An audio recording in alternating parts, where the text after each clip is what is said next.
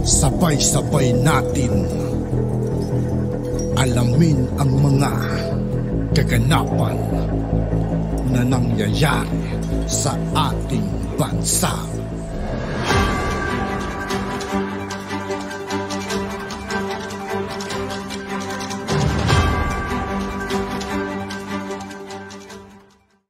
Yo, what's up mga kaibigan? This is I2K po again. Ngayon nandito ulit tayo sa channel ni Pinas News Insider. Dito ulit tayo magbibigay ng komento at reaksyon. Kaya samahan nyo guys, let's go! Ang balita ngayon, viral ngayon sa mundo ng social media. Ang di umano'y balitang Senator Jinggoy Estrada uminit ang ulo sa naging pagdinig sa Senado patungkol sa kasambahay na minaltrato di umano ng kanyang amo at pati ang panganay na anak ng mga Ruiz. Ipapa-aresto na di umano ni Senator Jinggoy Estrada. Pero bago ang lahat, kung bago ka pa lamang sa amin. Sa lahat ng hindi pa nakasubscribe mga kaibigan kay Pinas News Insider, mag-subscribe na po tayo at huwag nyo rin pong kalimutan mag-subscribe dito sa aking channel. Grabe to mga kaibigan, no? Dami na pati mga anak eh. Grabe. Makagawa ng mga magulang na nadadabit na pati mga anak din eh.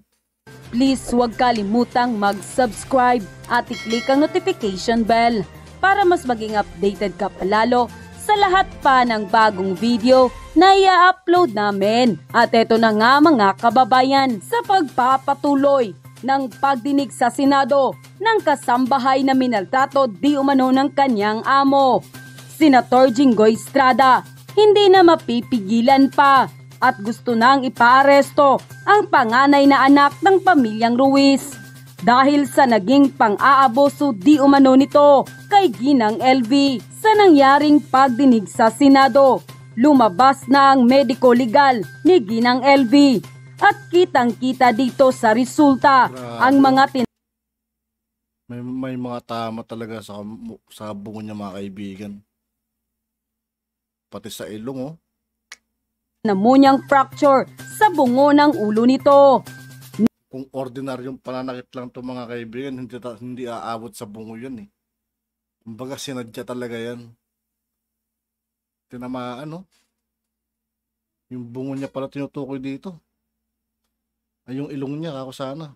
Na dahilan ng kanyang pagkabulag, kaya labis na lamang ang galit ng mga senador at pagkalumo sa kalunos-lunos na sinapit ni LV sa kamay ng pamilyang Ruiz. Kaya Senator Jinggoy Estrada nagbabala sa mag-asawang Ruiz na kapag napatunayang nagsinungaling ay siguradong mapaparusahan at tiyak na makukulong. Samantala, hindi naman mapigilan ng marami sa ating mga kababayan na magbigay ng kanilang hinaing at komento sa mundo ng social media. At ayon pa sa kanila, sinira niyong kinabukasan, pati mga anak niyo, talagang ang lahat ng kasamaan. Madadami mga kaibigan yung mga anak nila rito. Kahihiyan ng pamilya nila yung ginawa nila. Yung nangyayari ito mga kaibigan, buong pamilya nila apektado.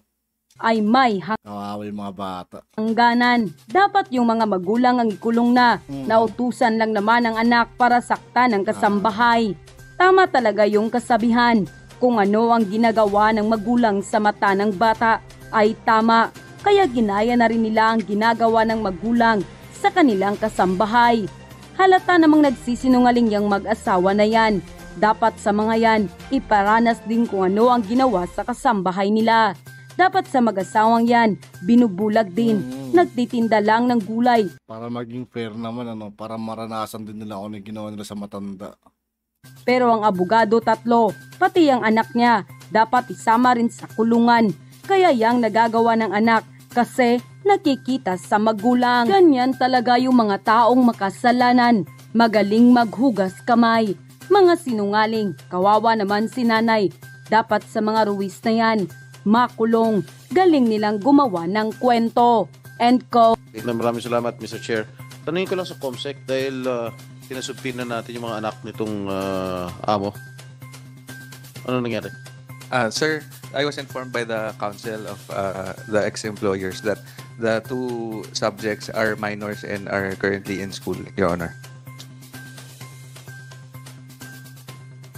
Ilang taon na, with the permission of Senator Estrada, ilang taon na yung mga bata na nag-aalaga ka rin ng bata, LB? Malalaki na po yung mga anak po ng amo ko. Yung panganay po, 18. Yung bunso, 16. So, 18 na, anong taon yan? Anong taon? Ito lang taong ito. Pwede na ata yun, pasok na ata yun mga kaibigan, yung 18 eh. Opo. Lalaki, babae? Yung pong panganay babae. So, 18 anyos. Hindi na minor de edad, attorney? Comsec? DSWD? Saan DSWD? Minor? Minor de edad ba yun? 18 anyos.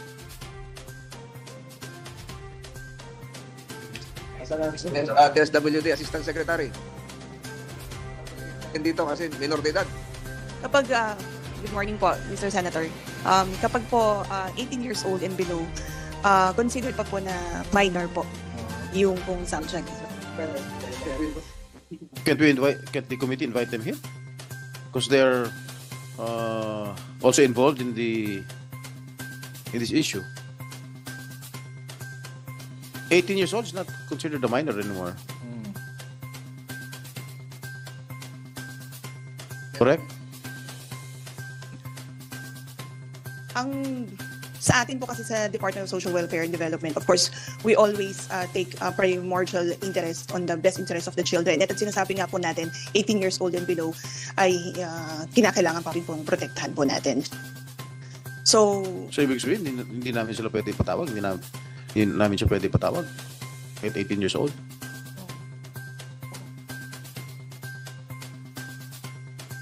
I think we'll have to refer to the legal If you want to call your experts on this. legal ASEC, do that. We'll give you time.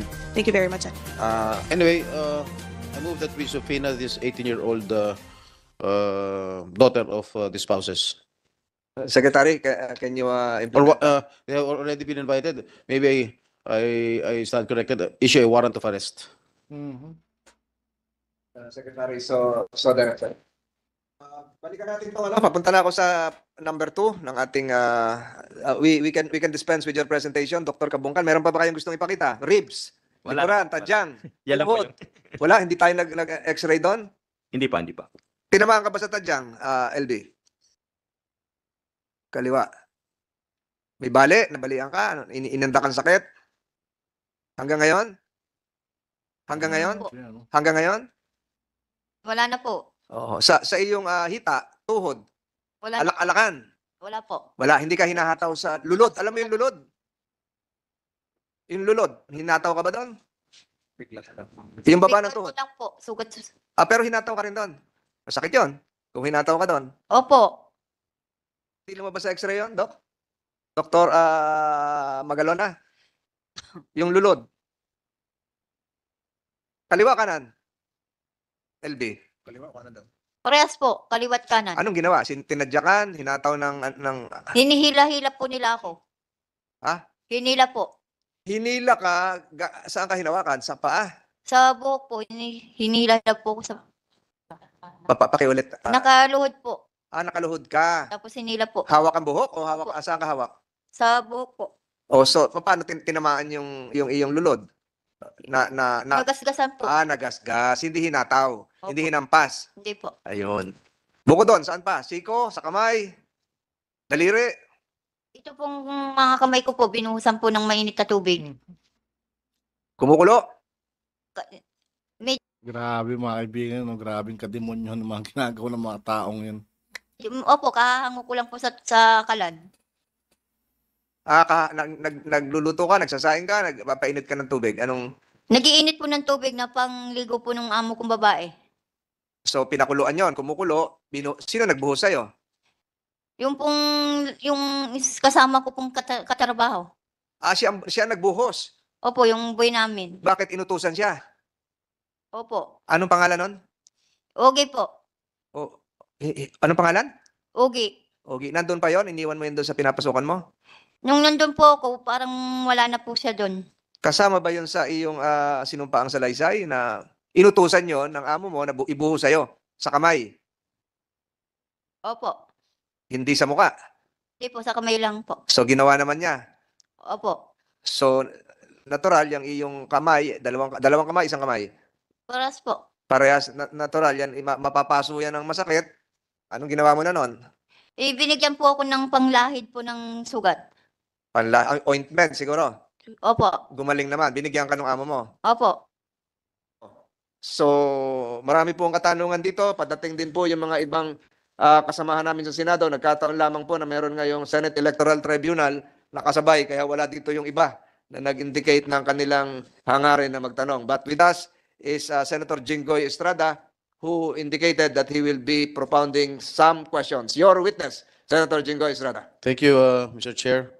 Before that, I will still stand by my manifestation to issue a warrant of arrest unless otherwise they obtain a TRO from the proper court.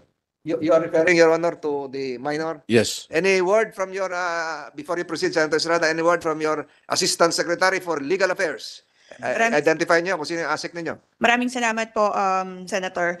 I've conferred with the legal officer of the Department of Social Welfare and Development, and according to USEC NED, maaari naman pong maimbita provided na ma-accompany USEC NED po, our legal officer po. Apelido. Parang hindi kayo magkakilala sa DSWD. Sorry po, Senator. Na ano lang po ako sa palayo ni USEC NED. Grabe, ano, apelyido. Parang tanong agad, diretso eh. Babae, lalaki? Lalaki po, Senator. Para ikaw na baka cross-examine ko, ganun katagal mo nakakilala? Ano apelyido niya, for the record? Undersecretary for Legal Affairs. Our Undersecretary for General and Administrative Services and the concurrent legal officer po of the DSWD. I'll submit the complete name po, Mr. Senator. But based nga po doon sa kanyang advice, maaari naman po nating maimbita provided that ma-accompany po yung bata ng kanilang parent or legal guardian and that the child or the children will not be exposed unnecessarily. We could also consider, Mr. Senator, yung definition po kasi ng child based doon sa Republic Act 7160 and Republic Act 1188 na sinasabi ko nga po. Pero kung sakali man totoo sinasabi ng amo ni Nanay LB, ano, kung talagang totoo sinasabi niya, dapat ipakita niya sana yung mga CCTV nila. Kasi kung meron silang CCTV, para doon makikita talaga kung magsasabi silang totoo, di ba? Pero wala silang pinapakita, kaya mahalatado nagsisinungaling sila mga kaibigan. Kaya malamang sa malamang makakahuntom mga to.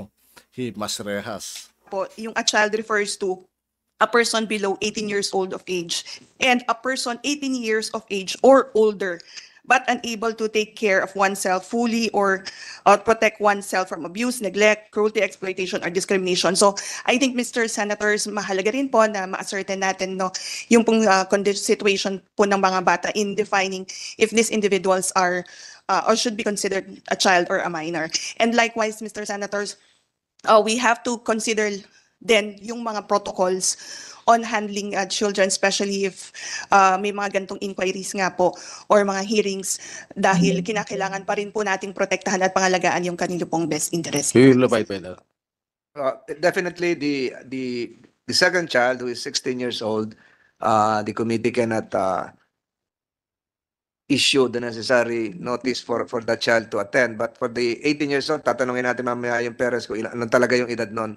And we will need a written position, although that's part of the records now coming from the DSWD concerning the motion of Senator Estrada. At yun na nga mga kababayan. At yun nga po mga kaibigan, dito po nagtatapos ang ating reaction video. Muli ako po si I2K ng Sundalo ng Dunggalo at 811. Maraming salamat sa patuloy na pagsuporta. Yeah, peace out.